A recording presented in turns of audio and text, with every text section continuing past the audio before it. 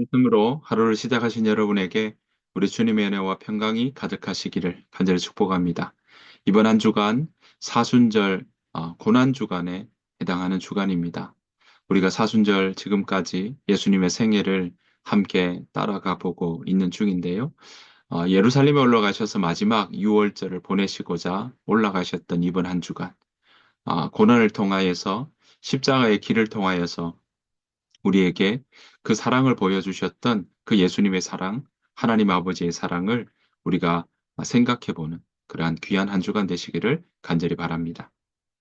함께 보실 하나님의 말씀은 요한복음 2장 13절부터 22절 말씀입니다. 요한복음 2장 13절 말씀입니다.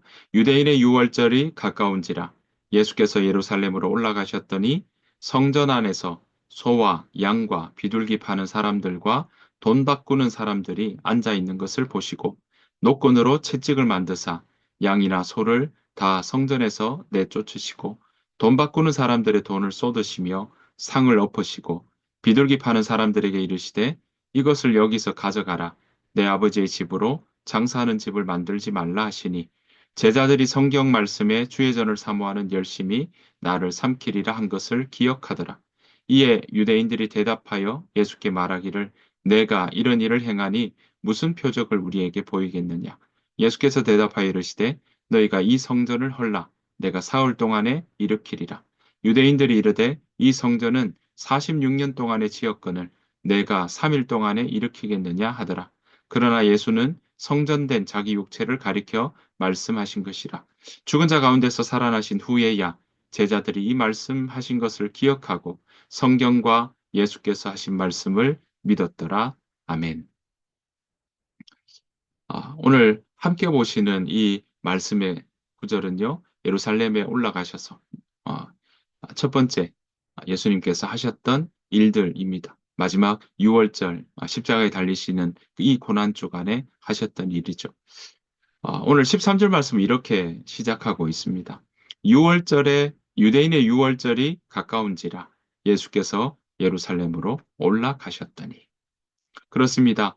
지금 마지막 네 번째 공생애의 3년차 마지막 6월절을 향하여서 6월절 지키러 예루살렘으로 올라가셨던 것입니다. 여러분 아시는 것처럼 6월절은 넘어간다라는 의미가 있죠. 죄가 죽음이 넘어간다라는 것입니다.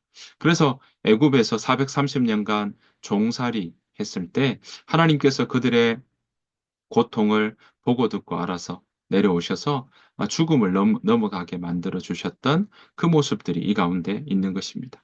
그래서 이것을 기억하고 기념하는 절기인데요. 매년 6월절이 되면 유대인들은 예루살렘으로 갔던 것입니다. 당시 기록들을 보면요. 예루살렘의 주민이 한 15만 명 정도 되었다라고 나오는데 6월절이 되면 이것이 절반, 배 이상 30만에서 더 나가면 50만까지도 모였다라는 그러한 기록들이 보이고 있습니다. 그만큼 사람들은 6월절을 지키러 유대인들에게는 중요한 절기였다라는 것도 다시 한번 생각해 볼 수 있습니다. 그 사람들이 무엇 했겠습니까? 제사를 드리러 성전에 올라갔고요. 성전에서는 하나님 앞에 동물을 잡아서 흠없는 그런 동물을 통해서 하나님 앞에 제사를 드렸던 그 모습들이 우리가 충분히 생각해 볼 수 있는 것입니다. 문제는 성전 안에 있었습니다. 무엇이냐면 성전 안에 이방인의 뜰에서 재물을 가져놓고 팔았던 것입니다. 그 규모가 얼마나 컸던지 이방인의 뜰은 이방인들이 들어와서 기도하는 공간이었는데 그 이방인의 뜰은 더 이상 기도하는 공간이 안 되었던 거죠. 요세푸스라고 하는 학자에 의하면요, 당시에 주후 66년 정도 예수님께서 이 십자가에 달리시고 난 다음 한 30년이 지난 다음에 6월절 행사에 사용되었던 희생 제물은 양만 거기에 기록된 내용들을 보면요, 양만 25만 6천 명, 5,600마리였다라고 나오고 있습니다. 그만큼 6월절 규모가 어느 정도였는지 우리는 가늠해 볼 수 있습니다. 자, 이를 위해서 사고 파는 자리에 성전 안에서만 쓰던 그런 화폐가 있었으니까요. 그러다 보니 어떻겠습니까? 환전하는 사람들도 있었던 거죠. 그 환전상들도 본 이익이 아마 어마어마했을 것입니다. 환정사뿐이었겠습니까? 환전을 도와주던 성전 관리인들도 분명히 그 가운데서 이익을 보았다라고 볼 수 있고요. 재물을 그 성전 안에서 흠없는 재물을 사야 되니까 어쩌면 그 공간 안에 들어와서 사는 재물 때문에 그것을 파는 사람들은 폭리를 취했을 수도 있다라는 것입니다. 자, 이런 일들이 습관처럼 관행처럼 성전 안에서 일어났던 것입니다. 자, 14절, 15절 예수님이 어떻게 이 일에 대해서 하시는지 보시겠습니다. 14절 성전 안에서 소와 양과 비둘기 파는 사람들과 돈 바꾸는 사람들이 앉아 있는 것을 보시고 노끈으로 채찍을 만드사 양이나 소를 다 성전에서 내쫓으시고 돈 바꾸는 사람들의 돈을 쏟으시며 상을 엎으시고 예수님께서 성전 안에 들어가셔서 이들 정말 소, 양, 비둘기 파는 사람들, 돈 바꾸는 사람들을 지금 보시고 채찍을 만들어서 내쫓으시고 상을 엎어버리시는 일들을 하셨던 것입니다. 왜냐하면 성전에서 지금 성전은 어떤 면에서 하나님을 만나는 자리인데 하나님의 뜻을 알아가는 그러한 모습들보다 오히려 자신의 유익을 위해서 장사하는 일이 가득했던 것입니다. 성전이 예배하는 곳으로서의 기능을 하는 것이 아니라 오히려 장사하는 자리가 되어버리고 말았던 것입니다. 성전이 성전답지 못하게 된 것이죠. 예수님의 이런 모습들을 보시고 이것이 하루 이틀이 아니라 오래된 습관이었기에 이 습관을 척결하고자 하셨습니다. 16절입니다. 비둘기 파는 사람들에게 이르시되 이것을 여기서 가져가라. 내 아버지의 집으로 장사하는 집을 만들지 말라 하시니. 그렇습니다. 예수님은요, 내 아버지의 집으로 장사하는 집을 만들지 말라라고 말씀하셨습니다. 겉으로는 유월절을 지키고 제사 드리는 것 같지만 사실 그 장사하는 사람들 마음에는 자신의 이익만 가득했던 거고요. 성전이 그 자리에서 정말 오가는 사람들도 하나님 앞에 예배하는 자리보다 그저 이 제사에 쓸 재물을 사서 그저 제사만 드리는 모습들, 형식만 남은 그런 모습들이 그 가운데 있었다라는 것을 볼 수 있습니다. 여러분, 성전이 성전다워야 하죠. 예배가 예배답게 드려져야 하는 거죠. 그런데 오늘 이들은요, 그저 습관에만 매여서 그렇게 예배드리고 제사 드렸던 것입니다. 여러분, 우리의 모습 가운데는 이런 모습은 없는지 우리는 다시금 생각해 보아야 할 것입니다. 예배를 예배답게 드려야 할 것이고, 성전이 성전답게 지어져 가야 될 것입니다. 예수님은 여기에 이렇게 말씀하고 계십니다. 19절 20절입니다. 예수께서 대답하여 이르시되 너희가 이 성전을 헐라 내가 사흘 동안에 일으키리라. 유대인들이 이르되 이 성전은 46년 동안에 지었거늘 내가 3일 동안에 일으키겠느냐 하더라. 예수님께서 그들에게 성전을 헐으라 라고 이야기하십니다. 그리고 사흘 만에 다시 세우겠다라고 말씀하셨던 거죠. 사람들은 잘 알아듣지 못했습니다. 그러니까 보이는 성전, 그래서 46년 동안 지었던 이 성전을 허무른다면 어떻게 3일 만에 짓겠냐.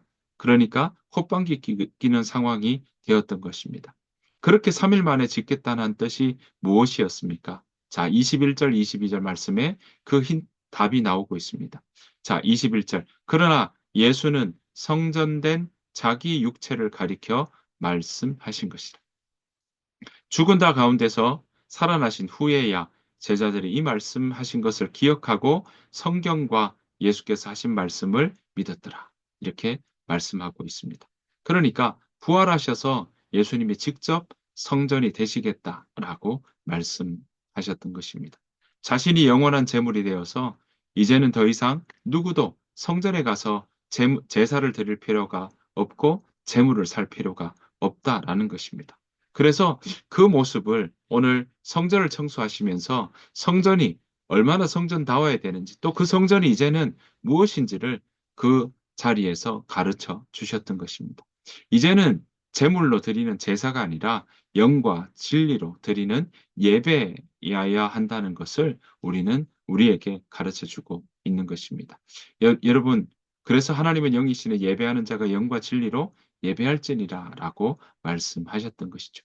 여러분, 예수님께서 직접 성전이 되시겠다는 의미는 우리 모두가 하나님께 직접 나아갈 수 있고 하나님께 직접 예배드릴 수 있는 통로를 만들어 주셨다라는 뜻입니다. 예수님께서 십자가에 달리셔서 죽으실 때 지성소의 휘장이 위에서부터 아래로 둘로 나뉘어졌습니다. 지성소에는 대제사장만 들어갈 수 있는 곳인데 이제는 경계가 허물어졌다라는 것이죠. 그래서 히브리서에도 뭐라고 합니까? 우리가 예수의 피를 힘입어 성소에 들어갈 담력을 얻었다라고 말씀하고 있는 것입니다. 그렇습니다. 예수의 피로 인해서 유월절 어린 양 대신 예수님을 통해서 우리는 죽음이 넘어가고 하나님의 자녀가 되는 권세를 얻게 된 것입니다. 사랑하는 성도 여러분, 우리는 예수님의 피로 영원한 구원을 얻게 되었습니다. 예수님으로 인해 우리는 우리의 죽은 행실에서 벗어나 새롭게 되는 힘이 생긴 것입니다. 그 능력을 힘입어 나아가야 할 것입니다. 우리는 우리의 힘으로 걸어가는 것이 아니라 먼저 길을 열어놓으신 길을 만드시고 길을 열어놓으신 예수님을 따라 우리는 그렇게 예수님의 능력을 힘입어 우리가 걸어가야 할 것입니다. 이제 성전은 우리 자신이요 공동체입니다. 예수님께서 성령을 통해 우리가 예수님 안에 거하고 예수님이 우리 안에 거하신다고 말씀하셨기 때문에 그렇습니다. 예수님을 내 삶의 주인으로 인도자로 받아들이는 사람에게는 성령께서 우리 안에 들어오신다고 약속하셨습니다. 그리고 우리와 함께 하신다고 말씀하셨습니다. 이제 우리 몸은 성령이 거하시는 성전입니다. 우리가 그렇게 성령을 모셔다 드리고 우리가 성령을 받아들이면 그래서 요한계시록에도 누구든지 볼지어다 누구든지 내가 문 밖에 서서 문을 두드리노니 누구든지 내 음성을 듣고 문을 열면 내가 그에게로 들어가 그로 더불어 먹고 그는 나로 더불어 먹으리라 약속하셨던 것처럼 이제는 우리의 마음이 성전입니다. 그래서 우리의 마음이 청결한지 또 우리의 마음이 예배하는 자의 모습으로 살아가는지 그것이 바로 우리가 진정한 예배로 영과 진리로 드리는 예배의 시작인 것입니다. 예수님은 오늘도 오늘 살아가는 우리들에게도 말씀하십니다. 우리의 마음, 예수님을 모신 성령 하나님을 모신 우리의 마음이 성전이고 그 성전이 성전다워야 된다고 우리에게 가르쳐 주고 계십니다. 여러분의 삶의 자리에서 그러기에 어디에 있든지 예배하는 삶이 변질되지 않기를 축복합니다. 여러분, 우리의 몸이 우리의 마음이 성전이라면 우리가 어디에 있든지 바로 하나님 앞에 예배의 자리로 나아갈 수 있는 것입니다. 우리가 주일뿐만 아니라 평일에도 일상에도 우리가 예배할 수 있다는 사실을 기억해야 할 것입니다. 그래서 어디에 있든지 우리가 우리의 신앙이 교회에 나와서 예배당에 나와서 주일에만 하는 것이 아니라 우리의 일상 가운데 예배하는 사람으로 예배자로 살아가야 될 것입니다. 오늘 하루도 성령을 모신 자로서 우리가 그렇게 하나님 앞에 예배하는 자로 오늘 일상을 넉넉히 이기며 굳건하게 살아가는 저와 여러분들의 삶이 되시기를 간절히 축복합니다. 주님께서 가르쳐 주신 기도로 마치겠습니다. 하늘에 계신 우리 아버지여 이름이 거룩히 여김을 받으시오며 나라가 임하옵시오며 뜻이 하늘에서 이루어진 것 같이 땅에서도 이루어지이다. 오늘 우리에게 일용할 양식을 주시옵고 우리가 우리에게 죄 지은 자를 사해 준 것 같이 우리 죄를 사하여 주시옵고 우리를 시험에 들게 하지 마시옵고 다만 악에서 구하시옵소서. 나라와 권세와 영광이 아버지께 영원히 쌓옵나이다. 아멘. 오늘 함께 오신 말씀 생각하면서 하나님 내가 내 마음이 청결케 되어야 될 일들은 없는지 살펴보게 하여 주옵소서. 그 마음으로 함께 우리가 이 시간 기도하며 또한 하나님 내가 주님을 모신 자로서 부끄럽지 않게 하시고 오늘 하루도 예배하는 자로 살게 하여 주옵소서.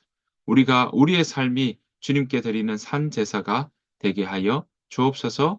우리가 그 마음으로 함께 기도하며 또 어디에 있든지 예배가 우리 삶 가운데 늘 역사하고 또 예배드리는 그 모습들이 우리 가운데 끊어지지 않도록 우리 함께 기도하며 나아가기를 원합니다. 다 같이 기도하며 나아가도록 하겠습니다. 기도하겠습니다.